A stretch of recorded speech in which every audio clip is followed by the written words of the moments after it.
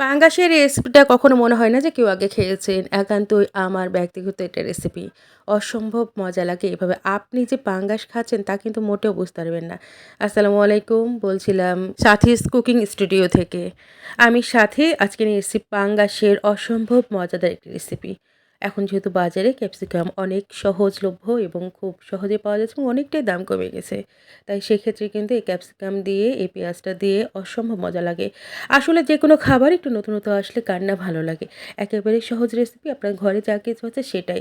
শুধুমাত্র এখানে ক্যাপসিকামটা এড করতে হবে। তবে কিভাবে আমি করেছি এটা দেখার জন্য পুরা রেসিপিটা কিন্তু আপনাকে দেখতে হবে এবং আমার চ্যানেলের সাথে থাকতে হবে। সেই সাথে সাবস্ক্রাইবটা অবশ্যই করে দিবেন। চলে আসছি রেসিপিতে। মূল রেসিপিতে ১/২ কাপ পরিমাণ তেল এখানে কড়াইতে দিয়ে দিছি। চুলা তো অবশ্যই জ্বালিয়ে দিয়েছি। দিয়ে দিয়েছি এখানে একটা রসুনের ৪-৫ টা কোয়া কুচি করে এখানে রসুনের ফোড়ন। আমি এক্সট্রা কোনো এখানে মসলা ব্যবহার করব না। যে অনেকেই মনে করতে পারবেন যে পাঙ্গাস মাছের একটা গন্ধ বের হবে, মোটেও বের হবে না। রসুন ফোড়নটা দেওয়ার কারণে কোনো গন্ধ হবে না।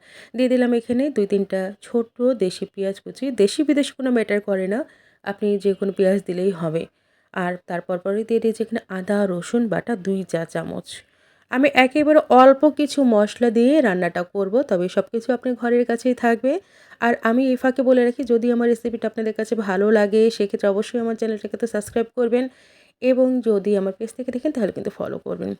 এখানে যেন আমার মশলাটা না পুড়ে যায় এজন্য আমি কিন্তু এখানে কিছু পানি ব্যবহার করলাম 1/2 কাপ পরিমাণ। দিয়ে আবারও খুব ভালোভাবে নেড়েচেড়ে নিয়েছি।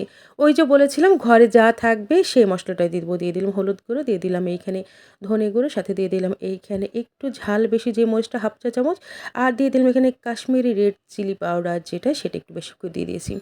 কেননা এই রান্নাটা একটু টকটকে যদি থাকে কালার দেখতে ভালো লাগে। লাল সবুজের সমানোজন অনেক বেশি ভালো লাগে। আপনারা যদি কেউ কখনো এই রান্নাটা খেয়ে থাকেন সেক্ষেত্রে কিন্তু আমাকেও জানাতে অবশ্যই ভুলবেন না। আর এখানে স্বাদের জন্য তো অবশ্যই আমাকে লবণ দিতে হবে। দিয়ে দিলাম স্বাদ মতো লবণ। এখন কিন্তু বেশ সময় নিয়ে বেশ ভালো করে কষাবো। আমি আগেই বলেছি, সবসময় বলেছি, যত বেশি কষাবেন তত বেশি কিন্তু স্বাদ লাগবে। আর মাঝখানে কিন্তু একটু পানি দিয়ে দিয়েছিলাম, সেটা কিন্তু আমার ক্যামেরাতে নিতে একেবারেই ভুলে গেছিলাম। যাই হোক বেশ সময় নিয়ে আমি এখন কিন্তু এইটা কষাতে থাকবো। আমার কষানো একদম শেষের দিকে। আর এই তো এখন পাঙ্গাস মাছগুলোকে ছোট, ছোট টুকরো করে কেটে নিয়েছিলাম। আপনি চাইলে বড় করে নিতে পারেন। আমি যেহেতু এখানে ক্যাপসিকামের সাথে রান্না করব, তাই ইচ্ছাকৃতভাবে একটু ছোট, ছোট করে নিয়েছি। তবে চেষ্টা করবেন যে ছোট করে কেটে নিতে। আসলে দেখতে ভালো লাগে যে কোনো কিছু তো আগে দর্শনধারী পরে গুণবিচারী। তবে আমি বলব যে এই রান্নাটা করে কেউ নিরাশ হবেন না। যারা কখনো পাঙ্গাস মাছ খাননি তারাও কিন্তু চেটেপুটে খাবেন। অসম্ভব মজাদার একটা কালার। ঘ্রাণটাও কিন্তু অসম্ভব সুন্দর আসে। একেবারেই ভয় পাবেন না যেখানে গরম মসলা দেওয়া হয়নি তাই কিন্তু পাঙ্গাস মাছের আষ্টে গন্ধ বেরোচ্ছে। না, কোনোভাবেই এই গন্ধটা পাবেন না। আমি আপনাকে বলছি। আমি মাছগুলো কিন্তু বেশ সময় নিয়ে উল্টিয়ে পাল্টিয়ে ভালোভাবে কষাচ্ছি। তবে অবশ্যই একটু সাবধানতা অবলম্বন করবেন যেন আপনার মাছগুলো এখানে না ভেঙে যায়। আমি বেশ সময় নিয়ে বেশ অনেকক্ষণ সময় নিয়ে কিন্তু এটা খুব ভালোভাবে কষিয়ে নিচ্ছি।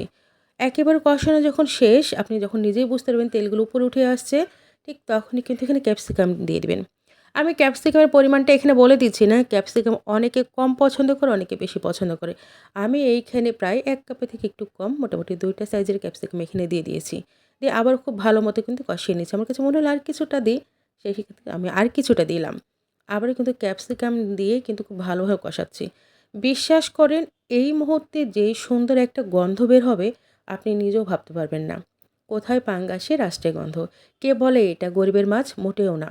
দিয়ে দিচ্ছি এইখানে পানি।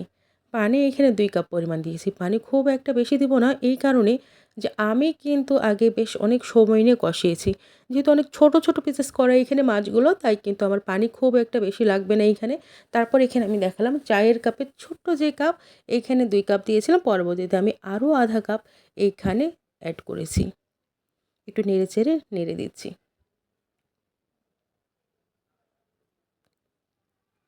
এই রান্নাটা খেতেও যেমন মজা লাগে, দেখতেও খুব ভালো লাগে। লাল টুকটুক করে যেহেতু এখানে কাশ্মীরি রেড চিলি ব্যবহার করেছি, তাই কিন্তু আমার এখানে কালারটা এত সুন্দর আসছে।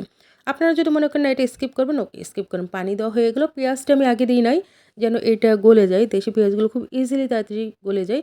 এখানে ১ কাপের থেকে কিছু পরিমাণ কম পেঁয়াজ আমি একটা পেঁয়াজকে ৪ ভাগ করে কেটে নিয়েছি এবং গোড়াটা ফেলে দিয়েছি। দিয়ে আবারও একটু ভালোভাবে নেড়ে দিচ্ছি। এবার বলেন তো যে আসলে কি এই রান্নাটা কখনো খেয়েছেন আপনারা? না, এই রান্নাটা কখনোই কেউ খাননি। কেন ওই যে আমি আগেই বলেছিলাম এটা একান্তই আমার ব্যক্তিগত রেসিপি। আমি কিন্তু এই রান্নাটা একেবারে গা মাখা, মাখা ঝোল করব। যারাও পাঙ্গাস না খাবেন, এত সুন্দর একটা গন্ধ বের হবে, এত সুন্দর একটা কালার, যে কেউ চাইবেন যে এই মাছটা দিয়ে একটু ভাত খায়। এর সাথে তো একটু পাতলা ডাল হলে আর কোনো কথা নেই। তারপরে আমি আবারও বলছি, যারা যেখান থেকে দেখছেন অবশ্যই আমাকে জানাবেন। আমার রেসিপিগুলো কেমন লাগছে সেটাও জানাবেন। যদি কোনো রেসিপি দেখতে চান সেক্ষেত্রে আমাকে কমেন্ট করবেন। যারা এতক্ষণ দেখলেন সবাই সাবস্ক্রাইব করবেন, একটা কমেন্ট করে যাবেন। আমার ব্যক্তিগত রেসিপিগুলোই শেয়ার করতে চাই এখানে, এবং আমি চাই সবসময় সহজ কোনো একটা রেসিপি থাকবে, যেটা সবার ঘরে থাকবে, সবাই ইচ্ছাকৃত হয়ে খেতে পারবে, ইচ্ছা হইলেই যেন পারবে। দিয়ে দিচ্ছি আবারও স্বাদের জন্য কয়েকটা কাঁচামরিচ, মাঝখান দিয়ে একটু ফাড়িয়ে নেবেন, তাহলে কিন্তু হয়ে যাবে। কাঁচামরিচ যে দিতেই হবে এমন কোনো কিছু না, হালকা একটু স্বাদ, একটু ফ্লেভার। এখানে ক্যাপসিকামের একটু ঝাল, ঝাল ফ্লেভার বের হয়। এই কারণে কিন্তু অনেক মজা লাগে। সেই সাথে যদি ২-৪ টা কাঁচামরিচ কেউ একটু ভাতে ডলে খেতে চান, অবশ্যই দিতে পারেন। আমার রান্না কিন্তু প্রায় শেষের দিকে।